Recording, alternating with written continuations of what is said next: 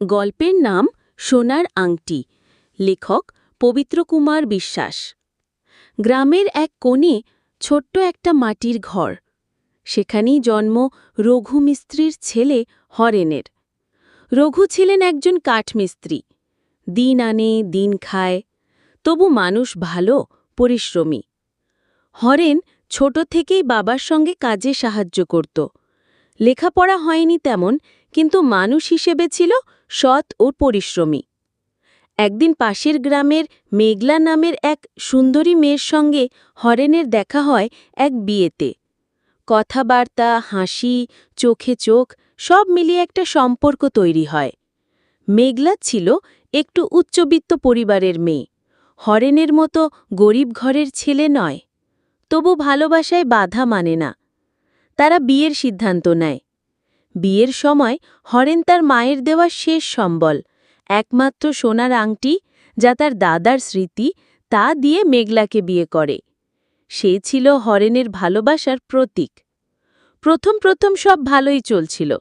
একটা ছোট্ট সংসার, ছোট্ট ঘর, কিন্তু অনেক স্বপ্ন। একে একে দুটি ছেলে হল, সজল আর বিজয়।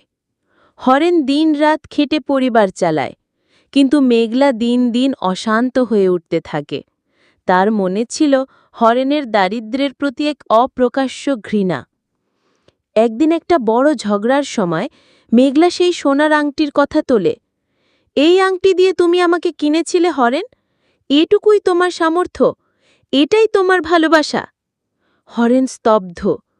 সেই আংটি ছিল তার শ্রদ্ধার ভালোবাসার স্মারক, কিন্তু মেঘলা তাকে অপমান করল সেই উপহারের জন্যই। এরপর একদিন হঠাৎ মেঘলা ডিভোর্স ও ভরণ-পোষণের মামলা করে।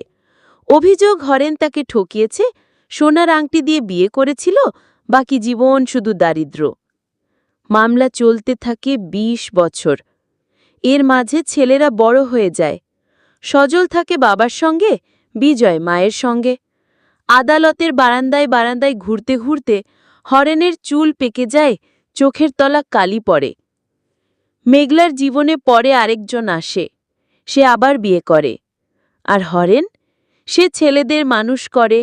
সজল এখন প্রাইমারি স্কুলের শিক্ষক, বিজয় ব্যাংকে চাকরি পায়। ২০ বছর পর আদালতের রায় আসে। বিয়ের সময় দেওয়া উপহার কখনো প্রতারণা নয়, বরং তা ভালোবাসার নিদর্শন। এই মামলা ভিত্তিহীন। হরেন সেই রায়ের কাগজ হাতে নিয়ে চোখের কোণে জল নিয়ে হাসে।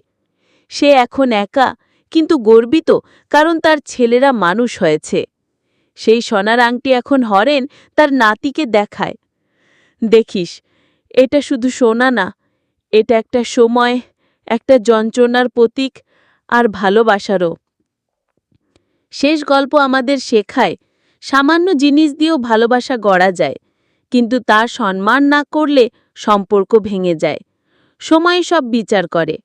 আমার এই কাহিনীটা যদি ভালো লাগে তাহলে লাইক, কমেন্ট ও শেয়ার করুন, এবং এই ধরনের ভিডিও পেতে আমার চ্যানেলটি সাবস্ক্রাইব করুন, যাতে আপনি আমার নতুন ভিডিও পেতে পারেন সবার আগে। ধন্যবাদ।